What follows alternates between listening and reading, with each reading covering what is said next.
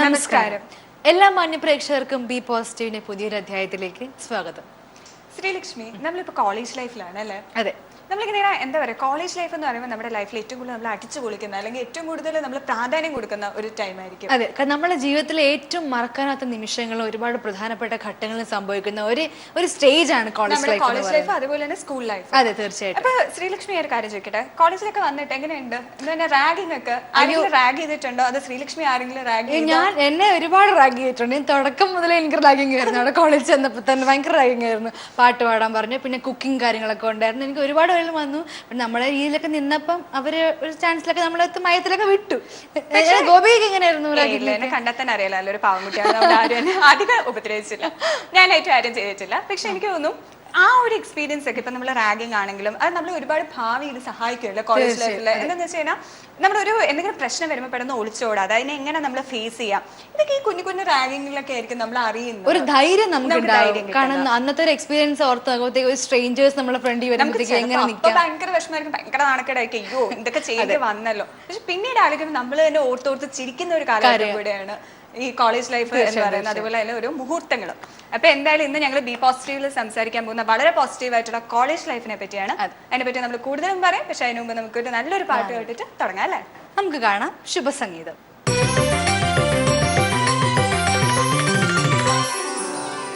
പ്രകൃതി മനോഹരി പറയൂ നീ, നിന്നിലെ ഉന്മാദ സൗന്ദര്യ സത്യങ്ങൾ അറിയുവാൻ ഞാനിന്നൊരാരാധിക. പ്രകൃതി മനോഹരി പറയൂ നീ, നിന്നിലെ ഉന്മാദ സൗന്ദര്യ സത്യങ്ങൾ അറിയുവാൻ ഞാനിന്നൊരാരാധിക. വൃക്ഷലതാദികൾ വനഭംഗികൾ അത് കാണുന്നുവോ നിൻ സൗന്ദര്യ രഹസ്യം? വൃക്ഷലതാദികൾ വനഭംഗികൾ അത് കാണുന്നുവോ നിൻ സൗന്ദര്യ രഹസ്യം? ലയതാള സുഖമുള്ള കളകളരവങ്ങളിൽ കേൾക്കുന്നുവോ നിൻ നാദത്തിൻ സൗന്ദര്യം? പ്രകൃതി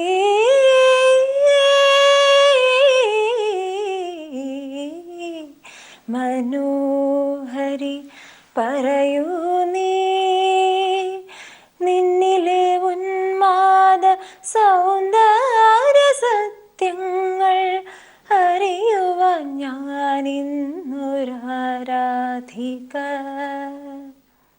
പ്രാണസഖി നിന്നെ നമിക്കുന്നു ഞാൻ, കൊതിക്കുന്നു നിന്നിലെ സ്ത്രൈണ സൗന്ദര്യം. പ്രാണസഖി നിന്നെ നമിക്കുന്നു ഞാൻ, കൊതിക്കുന്നു നിന്നിലെ സ്ത്രൈണ സൗന്ദര്യം. മൂകമായൊഴുകുന്ന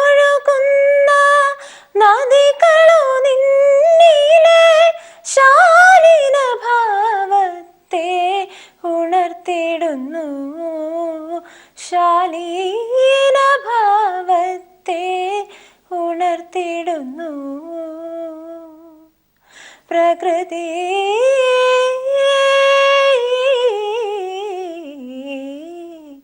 മനോഹരി പറയൂ നീ, നിന്നിലെ ഉന്മാദ സൗന്ദര്യ സത്യങ്ങൾ അറിയുവാൻ ഞാനിന്നൊരാരാധിക.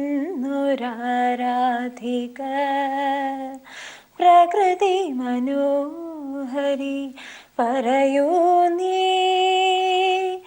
നിന്നിലെ ഉന്മാദ സൗന്ദര്യ സത്യങ്ങൾ അറിയുവാൻ ഞാനിന്നൊരാരാധിക. അറിയുവാൻ ഞാനിന്നൊരാരാധിക. ചരിത്ര സത്യങ്ങളെ വിരച്ചുകൊണ്ടുന്ന പരിപാടിയാണ് അടുത്തത്. കാണാം ചരിത്രത്തിൽ ഇന്ന്.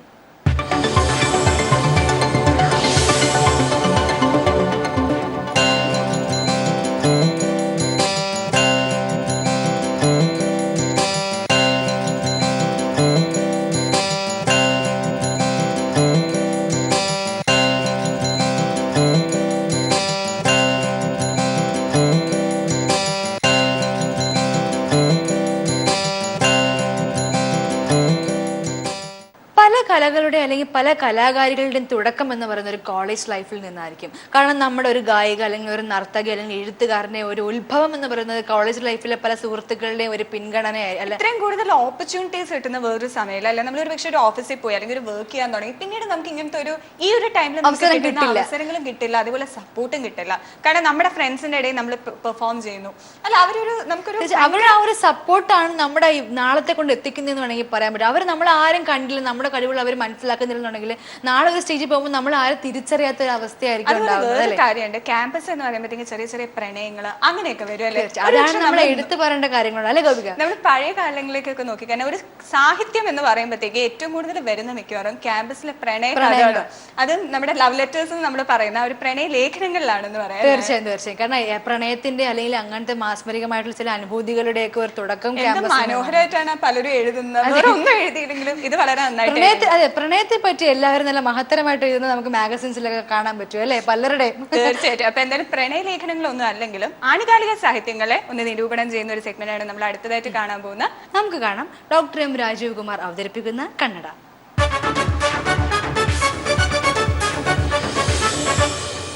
കന്നഡയിലേക്ക് സ്വാഗതം. നവംബർ 14 വെച്ച് പുറത്തിറങ്ങിയ സമകാലിക മലയാളത്തിൻ്റെ 8ാമത്തെ പുറത്ത് കെ ജയകുമാറിൻ്റെ ഏറ്റവും പുതിയ കവിത കാണാം. അടുത്ത സീറ്റിലെ യാത്രക്കാര എന്നാണ് കവിതയുടെ പേര്. മനുഷ്യരെല്ലാം ആധുനിക കാലഘട്ടത്തിൽ കള്ളന്മാരായി മാറുന്ന മനോഘടനയുള്ളവരായി. അപ്പോൾ അടുത്ത സീറ്റിലെ യാത്രക്കാരനോട് മിണ്ടാൻ തന്നെ ധൈര്യമില്ലാതെ ഇരിക്കുന്ന ഒരു അവസ്ഥയാണ് ഉണ്ടാകുന്നത്. അധൈര്യവാന്മാരായി മാറുന്ന മനുഷ്യരെ പറ്റിയാണ് ഈ 2 പുറത്തിലുള്ള കവിത. അടുത്ത സീറ്റിലെ യാത്രക്കാര സംബോധന അങ്ങനെയാണ്.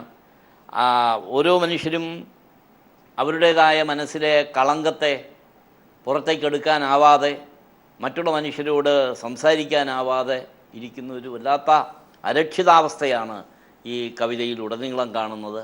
ആ കവിതയ്ക്ക് വളരെ മനോഹരമായി തന്നെ ഇതിൽ വിന്യസിപ്പിച്ചിട്ടുണ്ട്. ഇതേ ലക്കത്തിൽ തന്നെ ശൈലൻ്റെ ഡബിൾ ഏജൻറ്റ് എന്ന കവിത കാണാം.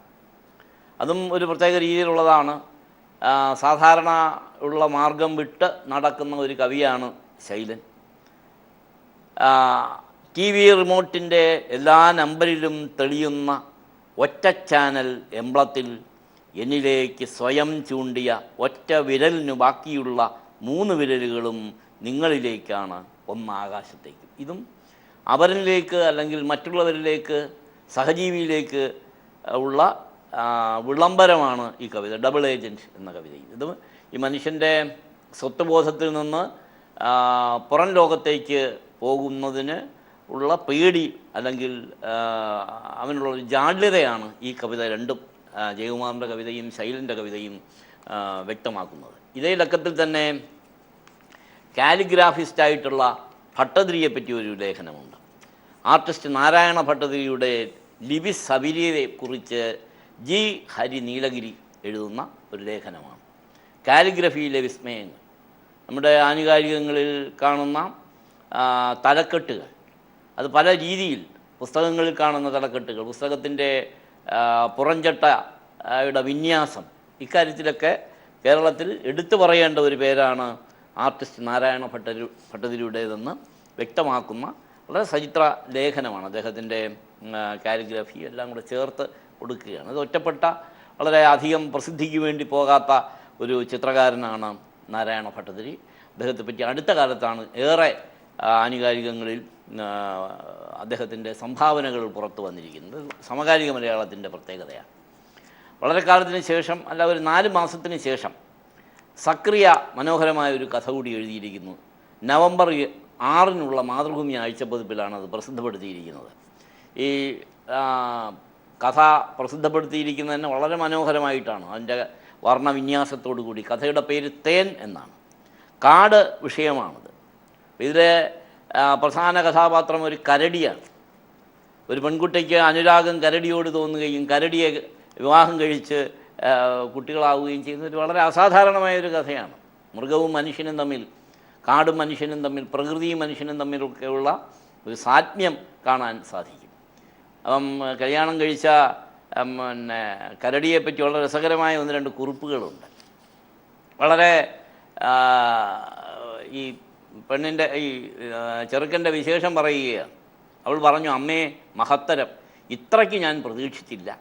കള്ളുകുടിയില്ല, പുകവലിയില്ല, വായ്നാറ്റമില്ല, രാഷ്ട്രീയമില്ല, മറുപെണ്ണിൻ്റെ പിന്നാലെ പോക്കില്ല, അടുക്കള പൂർണ്ണമായും ഏൽപ്പിക്കാം, വൈപ്പിൻ്റെ സ്വാദ് പറയാനില്ല, വെള്ളം കോരും, വിറക് വെട്ടും, പൂക്കൾ പറിച്ചു കൊണ്ടുവരും. ഇങ്ങനെ ഈ ഭർത്താവിൻ്റെ കാര്യം പറയാനേ നേരമുള്ളൂ. ഭർത്താവ് കരടിയാണ്. കരടിയെ ഇത് ഒരു ഗോത്രകഥ, അമേരിക്കൻ ഗോത്രകഥയെ ആസ്പദപ്പെടുത്തി വിന്യസിപ്പിക്കുന്ന കഥയാണ് തേൻ. ദേശാഭിമാനി ആഴ്ചപ്പതിപ്പിൻ്റെ നവംബർ 13-നുള്ള പതിപ്പിൻ്റെ മുഖ ചിത്രവും സക്രിയെ പറ്റിയാണ്. അപ്പം അദ്ദേഹത്തിൻ്റെ സർഗാത്മക ലക്ഷ്യത്തെപ്പറ്റിയാണ് ഇതിൽ പറയുന്നത്. എഴുത്തിൻ്റെ അടിത്തറ പുരോഗമന സാഹിത്യമാണെന്ന് സക്രിയ പ്രഖ്യാപിക്കുകയാണ്. കേസരിയാണ് സാഹിത്യത്തിലെ പുരോഗമനത്തിൻ്റെ വിത്ത് വിതച്ചത്. അത് ഇടതുപക്ഷ ചിന്തയുടെ വളമായി തീർന്നു. അങ്ങനെ അധസ്ഥിതിയിലേക്ക് ശ്രദ്ധ തിരിക്കാനും അസമത്വങ്ങൾ ഇല്ലായ്മ ചെയ്യാനുമുള്ള ത്വര ആദ്യമായി മലയാള സാഹിത്യത്തിൽ പ്രത്യക്ഷപ്പെട്ടു. കേസരിയെ പുരോഗമന സാഹിത്യത്തിൻ്റെ തലതൊട്ടപ്പനായി വെച്ചുകൊണ്ട് ഉള്ള ഒരു വാദഗതിയാണ് സക്രിയയുടേത്. ഈ ലക്കത്തിൽ തന്നെ പിന്നെയും M.A. ബേബി പുതിയ സാഹിത്യത്തെപ്പറ്റി എഴുതുന്നുണ്ട്. അതുപോലെ B. രാജീവൻ സാഹിത്യത്തിലെ പുരോഗമനം ഇന്ന് എന്ന്. പുരോഗമന സാഹിത്യ പ്രസ്ഥാനം ഈ ആശയം സംഘർഷങ്ങളുമായി ബന്ധപ്പെട്ട നാനാമുഖമായ ചർച്ചകൾക്ക് പുതിയ വേദികൾ തുറന്ന ഒരു മഹാപ്രസ്ഥാനമായിരുന്നു. ഫാസിസത്തിൻ്റെയും കൊളോണിയൽ മുതലാളിത്തത്തിൻ്റെയും എതിരെ ലോകമെങ്ങും ഉയർന്നു വന്ന പുരോഗമന രാഷ്ട്രീയ ശക്തികളുടെ മുന്നേറ്റമായിരുന്നു ഈ പുരോഗമന സാഹിത്യ കലാപ്രസ്ഥാനത്തിൻ്റെ പശ്ചാത്തലം. B. രാജീവൻ ഏതാണ്ട് കഴിഞ്ഞ 5 പതിറ്റാണ്ട് കാലമായി പുരോഗമന സാഹിത്യ ചിന്താഗതി ഉള്ള ഇടതുപക്ഷ ആശയങ്ങളോട് ആഭിമുഖ്യമുള്ള നിരൂപണ സിദ്ധാന്തങ്ങളെ മലയാളത്തിൽ അവതരിപ്പിച്ചു കൊണ്ടിരിക്കുന്ന ഒരു എഴുത്തുകാരനാണ്. B. രാജീവനും വളരെ പ്രാധാന്യത്തോടു കൂടി തന്നെയാണ് ദേശാഭിമാനി ആഴ്ചപ്പതിപ്പിൽ ഇടം നൽകിയിരിക്കുന്നത്. മുംബൈയിൽ നിന്ന് പ്രസിദ്ധപ്പെടുത്തിയിരിക്കുന്ന കൈരളിയുടെ കാക്ക നവമലയാള കഥയിലെ രുചി ആഖ്യാനങ്ങൾ എന്ന പേരിൽ സുനിൽ C. എഴുതുന്ന മലയാളത്തിലെ രുചിയെ പറ്റിയുള്ളതാണ്. കഥകളിലെ രുചി, വിശപ്പും ഭക്ഷണവും രുചിയും, ഇതിൻ്റെ വൈവിധ്യത്തെ പറ്റിയാണ് സുനിൽ C. ഈ ലേഖനത്തിൽ എഴുതുന്നത്. അടുത്ത കാലത്ത് വന്ന 2 കഥ, ഒന്ന് ബിരിയാണി, പിന്നെ വാഴക്കൂമ്പ്, B. മുരളിയുടെ കഥ വാഴക്കൂമ്പ്. അത് വാഴക്കൂമ്പ് എങ്ങനെയാണ് കറി വെക്കുന്നത്, തോരൻ വെക്കുന്നത് എന്ന് വളരെ വിശദമായ ഒരു റെസിപ്പിയൊക്കെ ആദ്യം B. മുരളി ആ കഥ എഴുതുന്നത്. ഭക്ഷണത്തെ പറ്റിയുള്ള 2 കഥകളെ സമർത്ഥമായി വിശകലനം ചെയ്തിരിക്കുകയാണ് ഇവിടെ ചെയ്യുന്നത്. ഇന്നത്തെ കണ്ണട ഇവിടെ സമാപിക്കുന്നു. അടുത്ത കണ്ണട വരുന്ന വ്യാഴാഴ്ച ഇതേ സമയം. അപ്പൊ നമ്മൾ പറഞ്ഞുകൊണ്ടിരുന്നത് ക്യാമ്പസ് ലൈഫിനെ പറ്റി അല്ലെങ്കിൽ ക്യാമ്പസിലെ പ്രണയത്തെ പറ്റി നമ്മൾ എടുത്തു പറഞ്ഞിരുന്നു അല്ലേ. അപ്പൊ അതിൽ പ്രധാനമായും നമ്മൾ എടുത്തു പറയേണ്ട ഒരു കാര്യമാണ് പ്രേമലേഖനങ്ങൾ. കാരണം പലപ്പോഴും ചില പരാജയങ്ങൾ ഉണ്ടാകേണ്ട ഒരു പ്രേമലേഖനത്തിൽ നിന്നായിരിക്കണം. ചില സ്പെല്ലിംഗ് മിസ്റ്റേക്സ് ഒക്കെ ഒരുപാട് പ്രശ്നം വരുന്നുണ്ട് അല്ലേ. കാരണം എല്ലാവരും ജാടയ്ക്ക് വേണ്ടിയിട്ട് ലൈനിന് വേണ്ടിയിട്ട് കൊടുക്കുന്ന ഇംഗ്ലീഷ് ലെറ്ററിൽ കാച്ചി കൊടുക്കുമ്പോൾ പിന്നീടാണ് ആ ലവ് നമ്മൾ അതോടെ എല്ലാ നമ്മളുള്ള ഒക്കെ പോകും അല്ലേ. അതിൽ അനുഭവം ഉണ്ടല്ലോ ഗോപിക്ക് എന്തായാലും. അനുഭവം ഉണ്ടോന്ന് ചോദിച്ചു കഴിഞ്ഞാൽ ചെറുതായിട്ടുണ്ട്. പക്ഷെ നമുക്ക് അതിനെ പറ്റി പറയണ്ട. പക്ഷെ ഒരു കാര്യം തന്നെ, നമ്മൾ പൊതുവേ ഇപ്പൊ ഈ പറഞ്ഞ പോലെ നമുക്ക് പറ്റുന്ന തെറ്റുകൾ, എസ്പെഷ്യലി ഇംഗ്ലീഷ് ലാംഗ്വേജിലാണെങ്കിൽ നമ്മൾ പെട്ടെന്ന് ആ വ്യക്തികളെ പറ്റി നമുക്കൊരു ഇംപ്രഷൻ പോവല്ലേ. തീർച്ചയായിട്ടും. അപ്പൊ അതുകൊണ്ടായിരിക്കും നമ്മൾ പലപ്പോഴും ഇംഗ്ലീഷ് അങ്ങനെ പറയില്ല. അതുപോലെ ഇപ്പൊ നമ്മൾ ജസ്റ്റ് മലയാളികളുടെ ഇടയിൽ ഏറ്റവും കൂടുതലുള്ളതാണ് ആരെങ്കിലും ഒക്കെ നമ്മുടെ അടുത്ത് വന്ന് പെട്ടെന്ന് അങ്ങ് ഇംഗ്ലീഷ് പറയാൻ പറയാം, ഓ ഇതെന്തിന്റെ കേട്, ചുമ്മാ ജാടാണ്. കോളേജ് ലൈഫിലും അങ്ങനെയാണ്. ആരെങ്കിലും നമ്മൾ ഫ്രണ്ടിൽ കൂടെ ഇരുന്ന് ഇംഗ്ലീഷ് പറയണോ ഇവനെന്തോ ഒരു ജാട എന്നുള്ള രീതിയിൽ നമ്മുടെ ഇടയിൽ വരും. അങ്ങനെ പറഞ്ഞാൽ മാത്രമേ നമുക്ക് ഒരു എക്സ്പീരിയൻസ് കിട്ടും അല്ലേ, നമുക്ക് ഒരു ഫ്ലുവൻ്റ് ആയിട്ട് പറയാൻ നമുക്ക് തന്നെ ഒരു ആത്മവിശ്വാസം അല്ല, പറഞ്ഞാൽ മാത്രമേ നമുക്ക് നാളെ ഒരു സിറ്റുവേഷനിൽ നമുക്ക് എളുപ്പത്തിൽ പറയാൻ സാധിക്കുള്ളൂ. അപ്പൊ അതുകൊണ്ട് തന്നെ നിങ്ങളുടെ ഇംഗ്ലീഷ് ഭാഷയെ കൂടുതൽ നന്നാക്കാനായിട്ട് വളരെ ആത്മവിശ്വാസത്തോടെ ഏത് സന്ദർഭത്തിനെ ഫേസ് ചെയ്ത് പറയാൻ വേണ്ടിയിട്ട് നിങ്ങളെ കുറച്ച് ഇംഗ്ലീഷ് നിങ്ങളെ കൂടുതൽ പരിചയപ്പെടുത്താനായിട്ട് വരികയാണ് റീത മാധവ് നായിക്. നമുക്ക് കാണാം Madhurama മറുഭാഷ.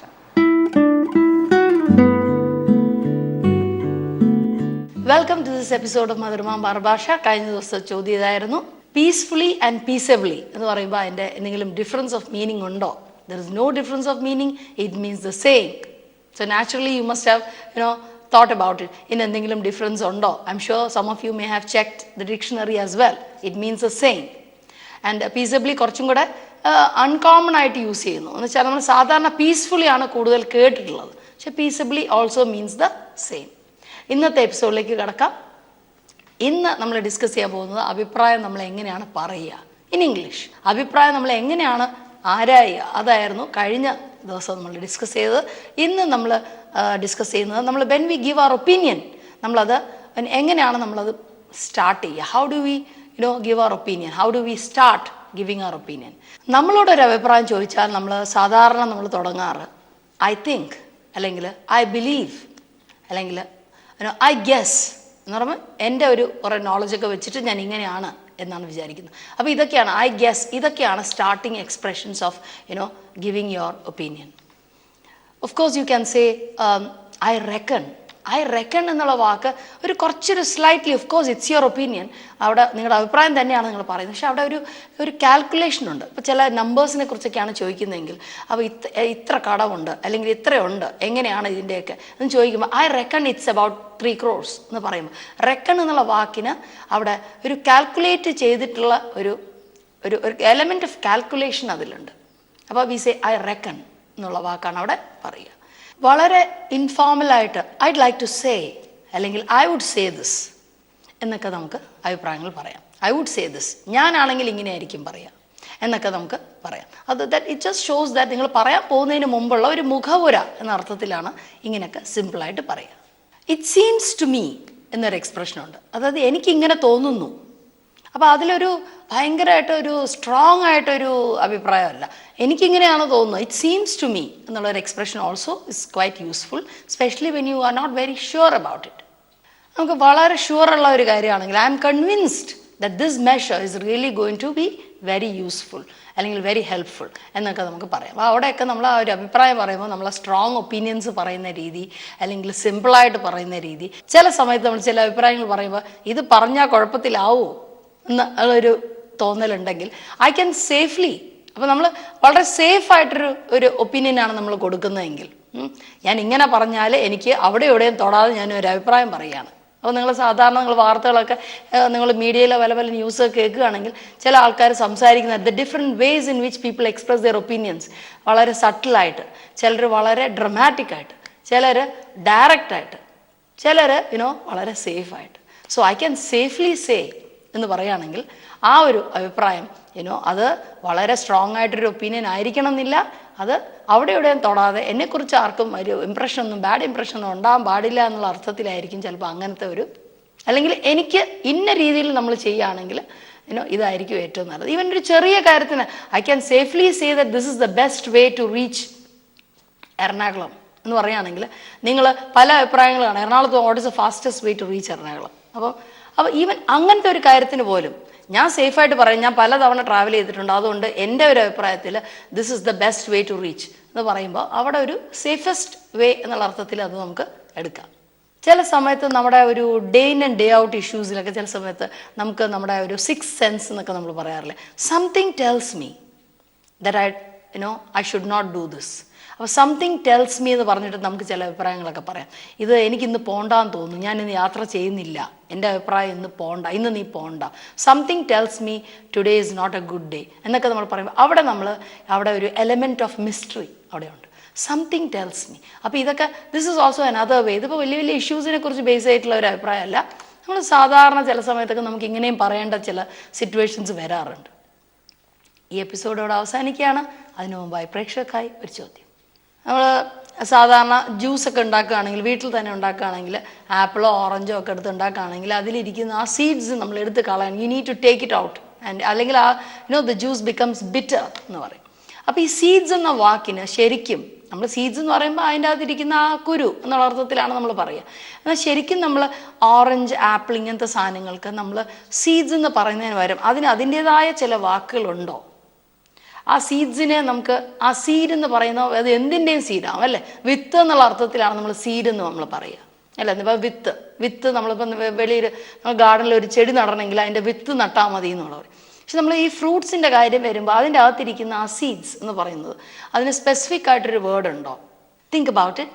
I'll see you next week. Bye for now. Be positive. Sreelakshmi, എനിക്ക് തോന്നുന്നു നമ്മളെ വെളുത്തിരെ നോക്കുകയാണെങ്കിൽ ഇപ്പൊ ഒരുപാട് ചിത്രങ്ങൾ ക്യാമ്പസ് ലൈഫിനെ വെച്ച് വരുന്നുണ്ട്. അതെ, ഇപ്പൊ ലേറ്റസ്റ്റ് ആയിട്ട് ഇറങ്ങിയ ആനന്ദം എന്നുള്ള അതുപോലെ എബ്രിഡ് ഷൈൻ്റെ ഇനി ഒരു വരാനുള്ള ഒരു സിനിമയുണ്ട്, പൂമരം എന്ന് പറഞ്ഞിട്ട്, നമ്മുടെ കാളിദാസ് ജയറാം. പിന്നെ അല്ലാതെ ഒരേ മുഖം. അതെ, ഒരുപാട് സിനിമ. എനിക്ക് തോന്നുന്നു നമ്മുടെ ഈ ക്യാമ്പസ് ലൈഫിന്റെ ആ ഒരു ഫീൽ നമ്മൾ ഈ സിനിമകൾ കാണുമ്പോൾ അറിയാം. ഇപ്പൊ നമ്മൾ ആനന്ദം കണ്ടായിരുന്നോ? തീർച്ചയായിട്ടും കണ്ടു. ടൂർ ഫിലിമാണ്. കാരണം റിയൽ ലൈഫുമായിട്ട് നമുക്ക് നല്ല മാച്ചിങ് ആണ്. Feel good movie. നമുക്ക് കാണുമ്പോൾ തന്നെ ആ ഒരു എന്താ പറയുക, ഒരു ഊർജ്ജമാണ്. എങ്ങനെയെങ്കിലും ഒക്കെ ഒരു എഞ്ചിനീയറിംഗ്. കാരണം നമ്മള് ക്ലാസ് ടൈമിൽ നടക്കുന്ന ഒരു സില്ലി മാറ്റേഴ്സ് നമ്മൾ ഒരുപാട് എൻജോയ് ചെയ്യിപ്പിക്കുന്നു ചെറിയ മുഹൂർത്തങ്ങളിലൂടെയൊക്കെ അല്ലേ? തീർച്ചയായിട്ടും. ക്യാമ്പസും വെള്ളിത്തിരി ഇനിയും കൈകോർക്കുന്ന ഒരുപാട് നിമിഷങ്ങൾ ഉണ്ടാവട്ടെ, നമ്മുടെ ഈ ഒരു യൂത്തും സെലിബ്രേറ്റഡ് ആവട്ടെ എന്ന് ഞങ്ങൾ ആശംസിക്കുകയാണ്. ഇന്നത്തെ ഈ ഒരു അധ്യായം ഇവിടെ സമാപിക്കുകയാണ്. അപ്പൊ എന്തായാലും വീണ്ടും നല്ലൊരു മനോഹരമായ അധ്യായമായി ഞങ്ങൾ നാളെ നിങ്ങളുടെ മുമ്പിൽ എത്തും. അതുവരേക്കും നന്ദി, നമസ്കാരം.